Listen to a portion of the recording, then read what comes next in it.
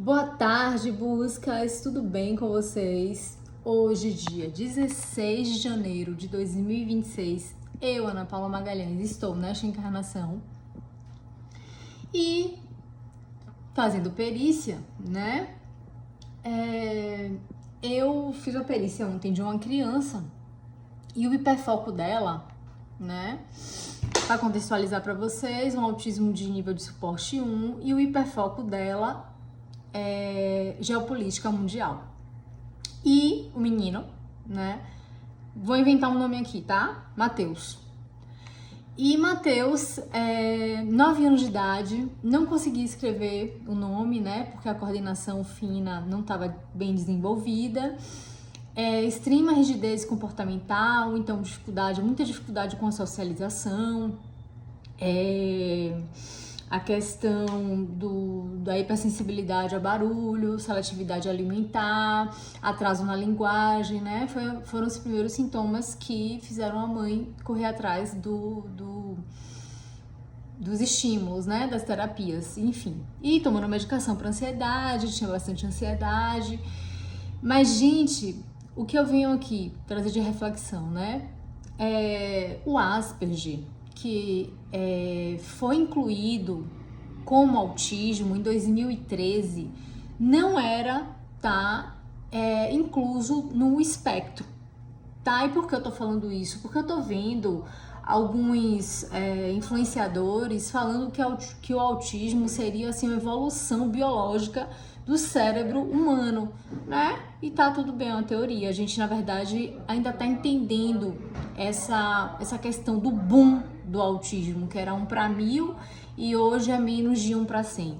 Né? Então aqui, a síndrome de Asperger, eu não sei se vocês vão conseguir ver, a síndrome de Asperger não é mais o diagnóstico separado desde 2013, né? Então ele não estava incluído no espectro autista, né, do TEA.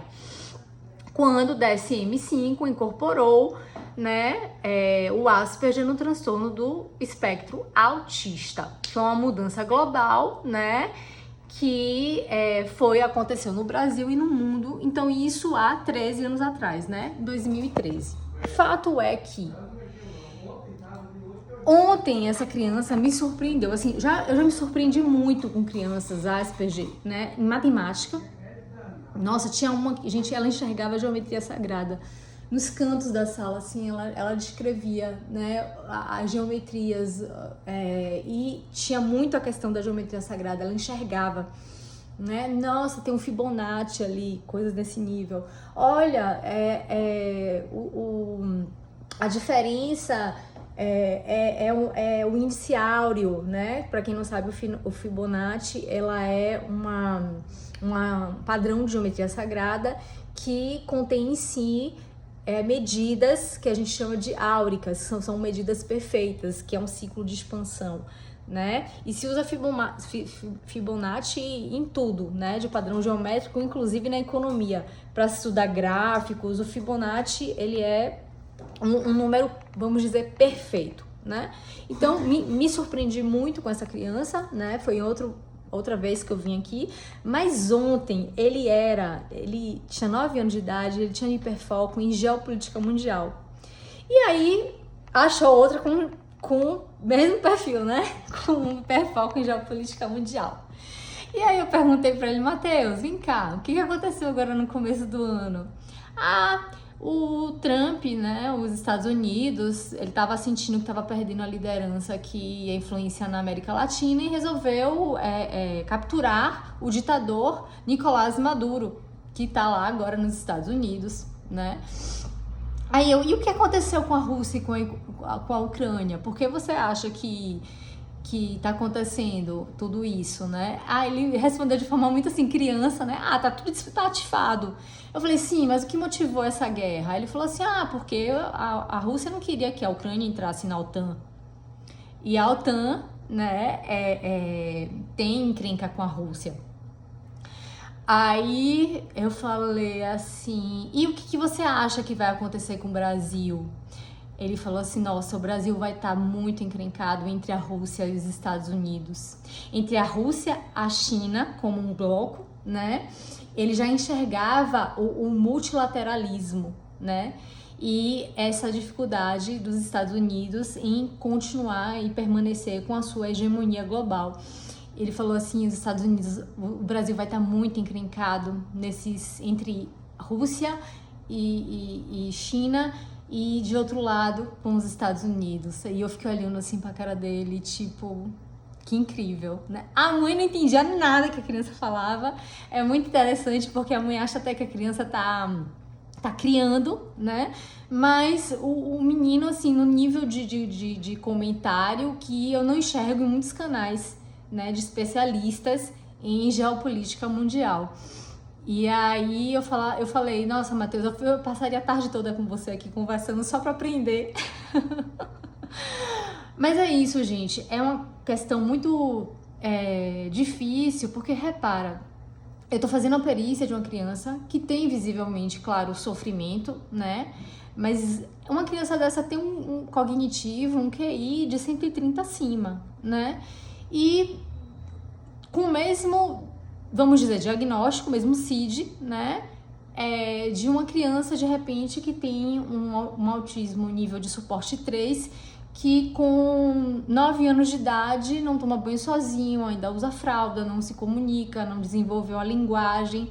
Então, assim, eu não sei se isso é sustentável, né? Aqui eu lanço, na verdade, uma reflexão para vocês, né? Porque a medicina vem passando por isso e a gente está estudando junto, né? A gente está evoluindo enquanto sociedade na saúde mental, e a saúde mental é uma caixinha de Pandora, né? Nunca vi uma coisa ser tão caixa de Pandora como a saúde mental, gente. Assim, tipo, as coisas, né, acontecem e as pessoas não sabem direito por que vão acontecendo, e a gente tem que pensar junto a respeito disso, né? Porque uma criança que, por mais que tenha um sofrimento, e aqui eu tô reforçando, inclusive, né, que é autêntico e as terapias têm que ser feitas, né, pela rigidez comportamental. Uma criança que se desregula, por exemplo, se ela não almoçar naquela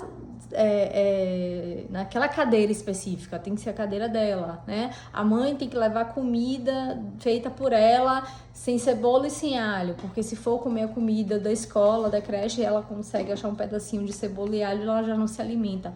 Mas até que ponto a gente vai conseguir manter tudo isso como um espectro, né, de uma doença só? Não sei, é uma pergunta aqui, né? Quem tiver alguma opinião me ajuda, porque desafiador, né? Mas estamos juntos aqui e vamos pensar, vamos evoluir.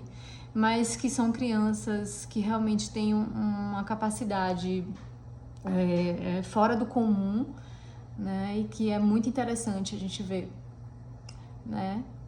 É até bonito, ok? E normalmente elas não têm uma emocionalidade, né, tão exacerbada como nós meros mortais. Elas são meio na dela mesmo, né?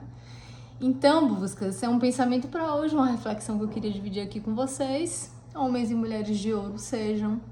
Eu sou. Até a próxima.